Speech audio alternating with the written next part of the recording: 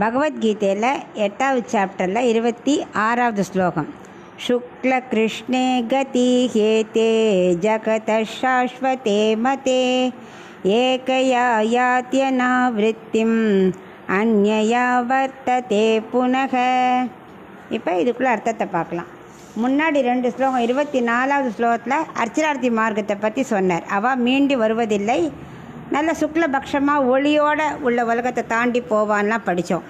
அடுத்தது 25வது தூமாதி மார்க்கம், அங்கே இருட்டு லோகம், அது வழியாக போவா, கிருஷ்ணபக்ஷம் அப்படிலாம் பார்த்தோம். ஆனால் அவள் திரும்பி வருவாள். இதில் போனவள் வரமாட்டா, கருப்பு உலக வழியாக போனவள் திரும்பி வருவா, கருப்பு மார்க்கம் அப்படின்னு படித்தோம்.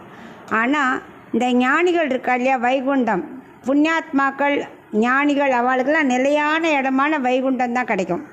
ஆனால் ஐஸ்வர்யார்த்தி பித்ருலோகம் வரைக்கும் போவா, சந்திரமண்டலம் பித்ருயோகம் வரைக்கும் போவா, ஆனால் திரும்பி வந்துடுவா. இந்த 2 மார்க்கத்துலேயும் வெளுப்பு மார்க்கம் தான் அர்ச்சராதி மார்க்கம்.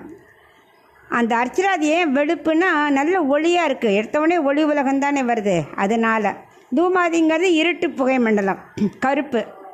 அதனால தான் அவர் வச்சிருக்க சுக்லபக்ஷம் வெளுப்பு. ஏன்னா சத்வகுணம் நிறையா இருக்குமா, தான் வெளுப்பு ஒளி உலகமாக இருக்குது. இது ரஜோகுணம் தமோகுணம் அதிகமாக இருக்கிறவா தான் தூமாதி மார்க்கம் வழியாக போவாள்.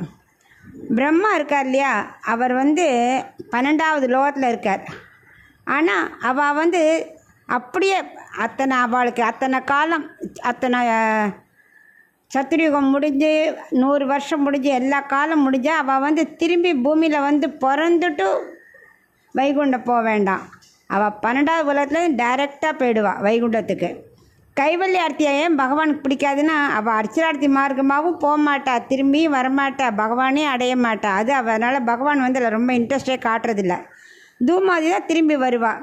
அதே மாதிரி நரகலோகத்துக்கு போகிறாள், அவள் அர்ச்சராதி இந்த இருட்டு லோகம் வழியாக அப்படிலாம் போகவே மாட்டாள். அங்கே போனவா அப்படியே பாவத்தை கழிச்சிட்டு அப்படியே திரும்பி வருவாள். இப்படி அவர் ஒன்றா இது சம்மரைஸ் பண்ணி சொல்கிறார். அந்த 24, 25 2 மார்க்கத்தையும் சம்மரைஸ் பண்ணி 26ல் சொல்கிறார்.